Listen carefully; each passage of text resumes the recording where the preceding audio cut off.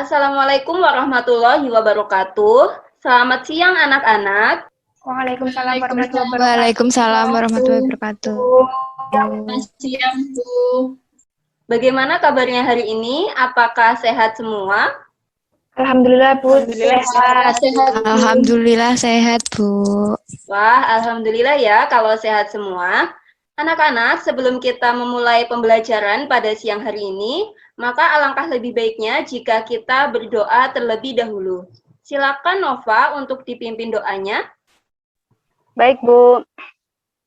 Baiklah, sebelum kita mulai pembelajaran, mari kita berdoa. Berdoa menurut kepercayaan masing-masing. Berdoa mulai. Berdoa selesai. Oke, terima kasih Nova yang sudah memimpin doanya. Semoga dengan doa yang kita panjatkan tadi dapat membawa keberkahan dan juga kebermanfaatan serta kelancaran pada pembelajaran hari ini. Anak-anak, Ibu ingatkan kembali, bagi yang belum melakukan presensi, silakan untuk presensi terlebih dahulu pada Google Form yang Ibu berikan tadi di grup WA. Karena bagi siapapun yang mengikuti kelas hari ini tapi tidak melakukan presensi, maka tetap tidak dianggap masuk. Jadi pastikan bahwa kalian sudah presensi semua ya. Baik, Bu. Baik, Bu. Nah, selama pembelajaran berlangsung, ada beberapa aturan yang harus kalian patuhi. Yang pertama, setiap siswa diwajibkan untuk on kamera. Yang kedua, bagi siswa yang mampu menjawab pertanyaan dari Bu Guru, maka Ibu akan berikan poin 30 sebagai nilai partisipasi keaktifan. Kemudian yang ketiga, bagi siswa yang bertanya, maka akan Ibu beri poin 20 sebagai nilai partisipasi keaktifan. Oke anak-anak, gimana nih? Apakah masih semangat untuk belajar siang hari ini?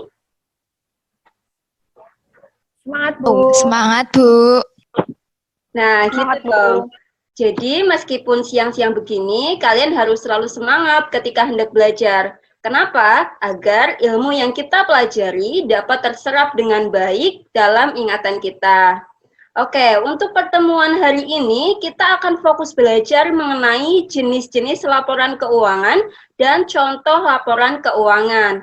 Tapi sebelum fokus ke topik pembelajaran utama, Ibu akan sedikit flashback dulu nih. Coba, adakah yang masih ingat pertemuan minggu kemarin kita belajar tentang apa? Izin menjawab, Bu. Ya, silakan. Jadi di pertemuan sebelumnya, kita membahas pengertian laporan keuangan serta pihak-pihak yang membutuhkan laporan keuangan. Ya, benar sekali Jayanti. Nah, coba Jayanti jelaskan kepada Ibu, apa yang dimaksud dengan laporan keuangan? Jadi menurut saya, laporan keuangan itu adalah output hasil dari siklus akuntansi yang berisi informasi keuangan sebagai bahan pengambilan keputusan bagi pihak-pihak yang membutuhkan. Ya, jawaban yang tepat Jayanti. Oke, sekarang Ibu ingin bertanya dan siapapun boleh menjawab. Tadi Jayanti sudah mengatakan bahwa laporan keuangan itu digunakan oleh pihak-pihak yang membutuhkan untuk mengambil suatu keputusan. Nah, pertanyaannya adalah, pihak yang membutuhkan laporan keuangan itu siapa saja? Coba sebutkan. Saya izin menjawab, Bu. Pihak-pihak yang membutuhkan laporan keuangan contohnya adalah manajer, karyawan, investor, dan kreditor, Bu. Ya, benar sekali Ulfatin. Terima kasih atas jawabannya. Yang lain apakah ada yang mau menambahkan? Saya, Bu. Selain yang disebutkan Fatin tadi, pihak yang membutuhkan laporan keuangan terdiri dari pemerintah, masyarakat, lembaga keuangan, dan otoritas pajak, Bu. Ya, terima kasih Okta atas jawabannya. Wah, pintar-pintar sekali ya kelas ini. Nah, anak-anak, tadi kita sudah sedikit mengulas kembali pertemuan minggu lalu. Seperti yang Ibu katakan tadi, hari ini kita akan fokus belajar mengenai jenis-jenis laporan keuangan dan contoh dari masing-masing laporan keuangan. Oke, sebelum Ibu share screen dan menjelaskan materinya, Ibu akan memberikan tugas kepada kalian yang harus dikumpulkan hari ini. Tugasnya adalah membuat mind map dari penjelasan materi yang kita pelajari hari ini.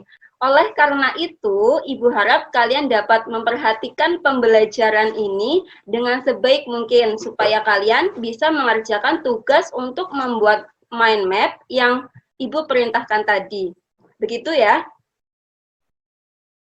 Nah, selanjutnya Ibu akan melakukan share screen. Apakah PPT-nya sudah terlihat? Sudah, Bu. Oke. Sudah, Bu.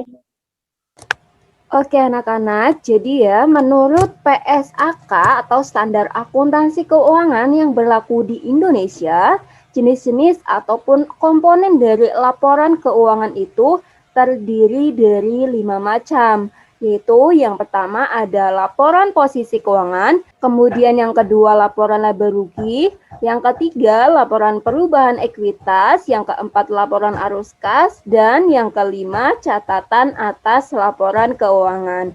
Nah, nanti kita akan bahas satu-satu bagaimana konsepnya dan contoh dari masing-masing jenis laporan keuangan yang disebutkan di sini, begitu ya. Mulai dari yang pertama adalah laporan posisi keuangan. Nah, laporan posisi keuangan ini biasa juga disebut dengan neraca atau balance sheet. Laporan posisi keuangan itu apa sih? Laporan posisi keuangan yakni merupakan laporan yang menunjukkan keadaan keuangan suatu perusahaan pada periode akuntansi tertentu yang mana nantinya mencakup keadaan aset, kewajiban, dan juga ekuitas. Begitu ya. Jadi, laporan posisi keuangan ini sangat penting adanya karena sebagian besar pihak-pihak yang membutuhkan laporan keuangan itu pasti meliriknya adalah laporan posisi keuangan terlebih dahulu. Begitu. Nah, kemarin kita juga sudah belajar ya mengenai masing-masing akun yang terdapat dalam kelompok aset, kewajiban, dan juga ekuitas. Nah, akun yang terdapat di kelompok aset itu apa aja? Contohnya adalah kas, piutang, perlengkapan, persediaan, aset tetap, baik itu investasi, kemudian tanah, bangunan, kendaraan, maupun aktiva tetap tidak berwujud lainnya. Nah, selanjutnya di sini Ibu akan jelaskan mengenai contoh dari laporan posisi keuangan bentuk sekontrol. Jadi, laporan posisi keuangan itu sebenarnya ada dua bentuknya ya. Ada sekontrol dan juga stafel. Kita bahas yang sekontrol dulu. Nah, laporan posisi keuangan bentuk ini itu biasa disebut dengan bentuk T karena bentuknya yang merupai huruf T. Begitu ya. Nah, susunannya ini dibuat secara sejajar. Jadi, aktiva diletakkan di sebelah kiri, sedangkan pasifanya diletakkan di sebelah kanan. Itu untuk bentuk sekontrol. Yang mana total aktiva di sini nantinya harus sama atau balance dengan total pasiva. Sehingga dihasilkan rumusnya, bisa kita lihat, total aset sama dengan total utang plus ekuitas atau modal. Jadi nanti di sini angkanya harus sama atau balance seperti itu. Nah, selanjutnya di sini ada contoh laporan posisi keuangan bentuk stafel. Jadi kalau bentuk sekontrol itu tadi sejajar, kalau bentuk stafel sekarang ini yaitu vertikal atau dari atas ke bawah begitu ya. Susunannya ini berurutan dari mulai aset diletakkan di paling atas atau aktivanya, kemudian dilanjutkan dengan utang usaha atau kewajiban, dan yang paling akhir itu ekuitas. Nah, nanti jumlah aktiva dan pasifanya itu juga harus sama, harus balance seperti itu.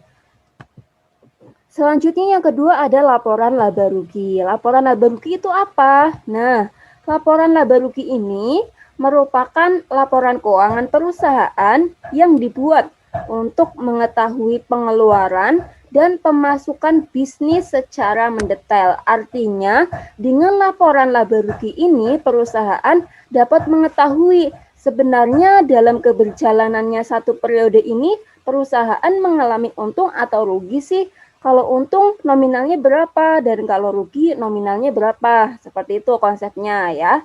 Perlu dipahami. Nah, nanti untuk membuat laporan laba rugi itu yang dibutuhkan adalah akun nominal. Seperti yang Ibu jelaskan di pertemuan sebelumnya, akun nominal itu terdiri dari pendapatan dan beban. Maka untuk menghitung laba atau rugi sebuah perusahaan, yaitu dengan cara menjumlahkan total pendapatan yang ada, kemudian dikurangi dengan beban-beban yang sudah dikeluarkan. Laporan laba rugi sendiri memiliki dua bentuk, yakni single step dan juga multiple step. Kita bahas yang single step terlebih dahulu. Kalau single step itu susunannya adalah menjumlahkan total pendapatan terlebih dahulu, baru nanti dikurangkan dengan total beban yang ada, sehingga dihasilkan laba bersih atau rugi bersih dari proses operasional kegiatan perusahaan.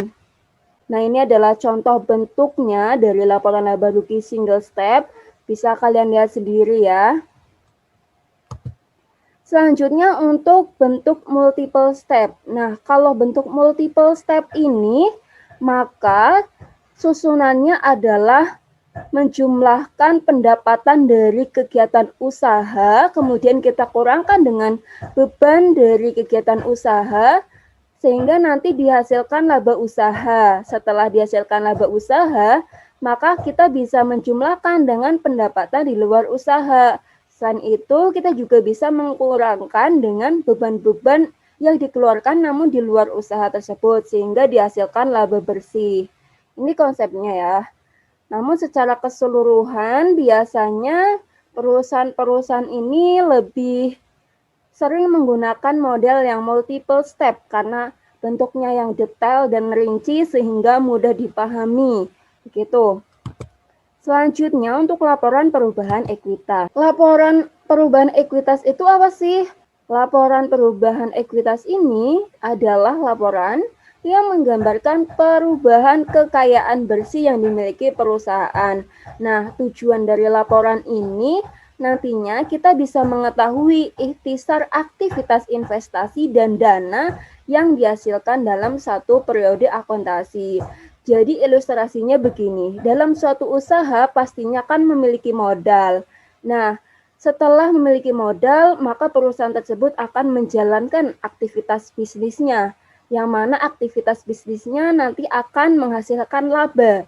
Dari kedua komponen tersebut, untuk mengetahui modal akhirnya, maka kita harus menjumlahkan modal awal, kemudian kita tambahkan dengan laba yang dihasilkan, dan nanti dikurangkan dengan prive atau pengambilan uang untuk keperluan pribadi, seperti itu konsepnya. Nah, ini untuk contoh dari laporan perubahan ekuitasnya. Nah, contohnya seperti ini ya. Jadi, untuk mengetahui modal akhir suatu perusahaan, kita harus mengerti dulu modal awalnya berapa, kemudian laba yang dihasilkan itu berapa, sehingga nanti kita bisa tahu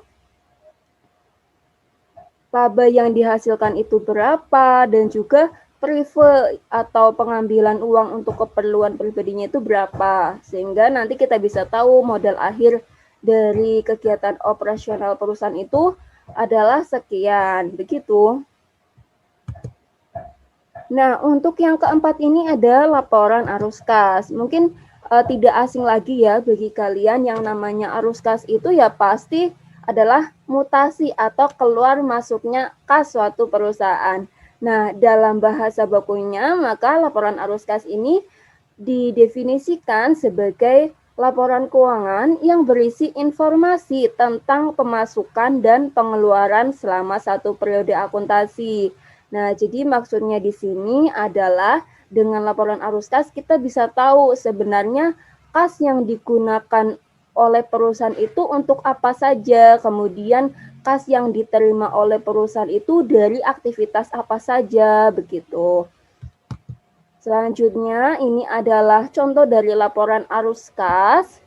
Ya, jadi laporan arus kas itu terdiri dari aktivitas operasi, investasi, dan juga pendanaan. Namun untuk pembahasan lebih lanjutnya ini akan dijelaskan pada mata pelajaran akuntansi keuangan di kelas 11 nanti, begitu ya. Yang terakhir adalah catatan atas laporan keuangan.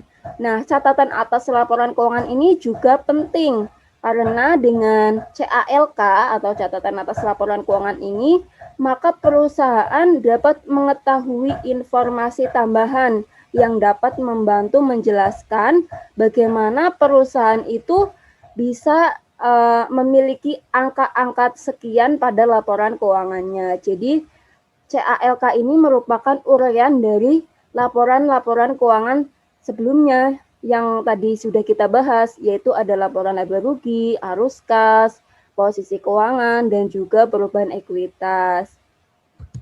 Ini adalah contoh dari catatan atas laporan keuangan. Kalian bisa lihat sendiri ya, ini adalah contoh sederhananya saja. Untuk perusahaan besar, maka CALK-nya juga akan lebih kompleks lagi dari ini. Oke anak-anak, dari penjelasan yang Ibu sampaikan tadi, apakah ada yang ingin bertanya? Saya izin bertanya, Bu. Iya, silakan Yanti. Baik, Bu. Ibu tadi kan sudah menjelaskan bahwasannya laporan arus kas itu terdiri dari metode langsung dan metode tidak langsung. Nah, kelemahan dan kelebihan dari masing-masing metode tersebut apa ya, Bu? Terima kasih, Bu. Oke Yanti, pertanyaan yang cukup menarik ya ini. Jadi begini Yanti, yang pertama kita akan bahas metode langsung dulu ya. Pada metode langsung, kelebihannya itu adalah proses pengerjaannya yang cenderung lebih cepat. Sedangkan kelemahannya adalah penyusunannya yang tidak melibatkan perhitungan akun-akun tertentu secara detail, sehingga kemungkinan terjadinya kesalahan dalam perhitungan itu lebih besar. Nah, sedangkan untuk metode tidak langsung, itu kebalikannya dari metode langsung. Metode tidak langsung itu digunakan dalam penyusunan arus kas yang cenderung memakan waktu lebih lama. Namun perhitungannya yang detail menyebabkan kemungkinan resiko terjadinya kesalahan perhitungan menjadi lebih kecil. Begitu Yanti, apakah sekarang sudah paham? Sudah paham, Bu. Yang lain apakah ada yang ingin bertanya lagi? Saya izin bertanya, Bu. Ya, silakan Nova. Apakah terdapat perbedaan mengenai penyusunan laporan keuangan pada perusahaan jasa, dagang, dan manufaktur ya, Bu?